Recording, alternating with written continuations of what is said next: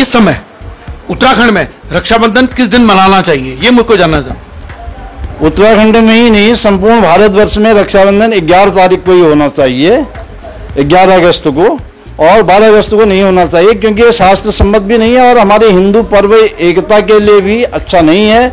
मैंने ये प्रश्न जो गूगल मीट पर अभी मीटिंग हुई थी उसमें भी सबसे पूछा था कि भाई आप एक ही पर्व को 2 दिन मना करके हमारे हिंदू समाज को, भारतवर्ष को क्या संदेश देना चाहते हैं, उसका उत्तर किसी ने नहीं दिया। और गूगल मीट के बारे में भी मैं आप कहूँ कि समाचार पत्र में उन्होंने हमें जो है गलत तरीके से प्रस्तुत किया कि इनकी सहमति है, मेरी उसमें कोई सहमति नहीं थी। उनके सभी बातों का, तर्कों का मैंने वहाँ पूर्णतः शास्त्रीय खंडन किया था। मतलब उत्तराखंड में 2 दिन रक्षाबंधन मनाया जा रहा है, 11 और 12 को। हाँ, उन्होंने ऐसा निर्णय दिया है, क्योंकि 11 को वाले भी हैं और 12 वाले, लेकिन हमारा मत यह है कि 11 को ही पूरे देश में और उत्तराखंड में होना चाहिए। और विशेष करके उत्तराखंड के विद्वानों ने ये असमंजस की स्थिति लोगों के सामने पैदा की है। ये 12 तारीख का निर्णय देके इसको, ये 12 तारीख के दिन को नहीं मानना चाहिए, निर्णय को नहीं मानना चाहिए। 11 तारीख को ही रक्षाबंधन सबको प्रेम और हर्ष के साथ सारे देश में करना चाहिए।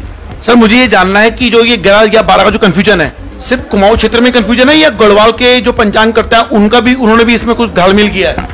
गढ़वाल में विशेष करके 2 पंचांग चलते हैं, एक वाणीभूषण और एक महीधर पंचांग। तो वाणीभूषण पंचांग में तो 11 तारीख को ही लिखा गया है, और महीधर पंचांग में उन्होंने 2 स्थितियां पैदा की है। उन्होंने कहा कि 11 तारीख को भी होगा, और कुछ लोगों के मत में उन्होंने 12 तारीख को भी लिख दिया। और जो कुमाऊं के जो पंचांग है, कुमाऊं का पंचांग में मैंने स्पष्ट रूप से 11 तारीख को लिखा है और उसके निर्णय भी लिखे हैं। और लेकिन जो दूसरा गणेश मार्तंड पंचांग है उन्होंने 12 तारीख को लिखा है, लेकिन उन्होंने अपनी परंपरा के अनुसार उसे लिखा है, कोई उसमें शास्त्रीय विवेचन नहीं है। अच्छा, अब मुझे अंतिम सवाल इस विषय पर कि 11 तारीख को ही क्यों मनाना चाहिए, इसके पीछे क्या वैज्ञानिक, क्या ज्योतिष कारण है?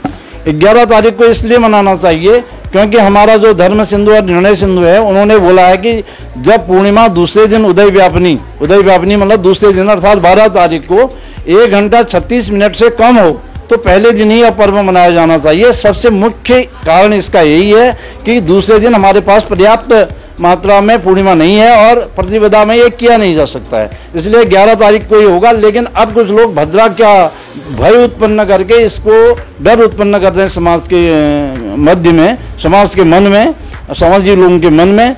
तो इसका भद्रा का निर्णय यह है कि जब मकरस्थ चंद्रमा होता है, मकर राशि का चंद्रमा होता है, तो उस समय भद्रा जो है पाताल लोक में रहती है, उसका यहाँ कोई दोष नहीं होता है। इसलिए 10:39 से शाम को 5:51 तक उपाकर्म, श्रावणी उपाकर्म के लिए और रक्षाबंधन के लिए पूरा दिन 10:39 के बाद जब एकादशी पूर्णिमा से तिथि लग रही है तो पूरा दिन शुभ है।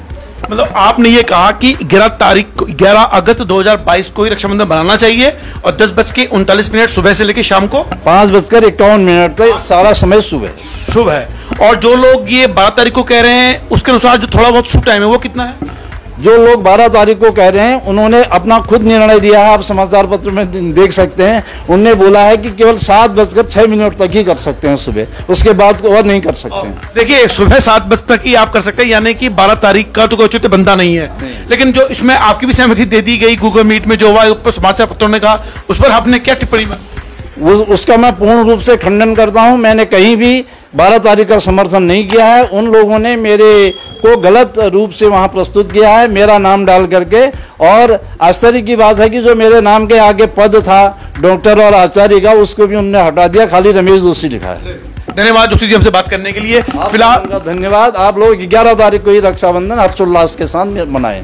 तो फिलहाल उन्होंने तर्क भी दे दिया और कारण भी दे दिए हैं। और वास्तव में होली, दिवाली, रक्षाबंधन, जन्माष्टमी जो हमारे राष्ट्रीय पर्व है, हमारे जो आध्यात्मिक पर्व है, उसको किस तरह से मनाना चाहिए उस विषय पर भी हमसे बात हुई है।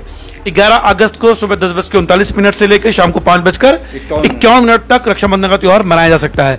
12 तारीख को सुबह 7 बजे तक जो बाकी लोगों ने कहा है, तो मुझे लगता नहीं कि 12 तारीख का कोई औचित्य बनता है। फिलहाल रवि के बिंदास बोल देखने के लिए शुक्रिया।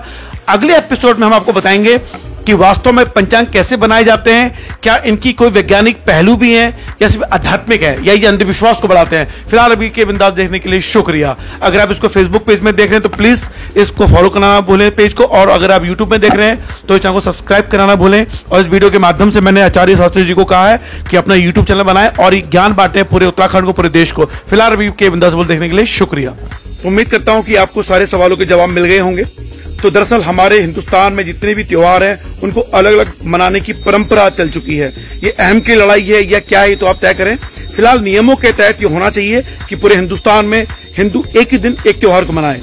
और मैंने फिर आपसे कह रहा हूं कि जो उन्होंने कहा है कि राम जी की जन्मभूमि अयोध्या से तय होगा कि रामनवमी कब मनाई जाएगी, काशी से यह तय होगा कि होली कब मनाई जाएगी, और जन्माष्टमी तय होगी कृष्ण भूमि मथुरा से। और बात करते हैं हम नंदाष्टमी दुर्गाष्टमी की, तो वो तय होगा कलकत्ता से। तो ऐसे त्योहारों के बारे में स्पष्ट राय रखिए, आप अपनी राय रखिए विद्वजन। तो फिलहाल आप एक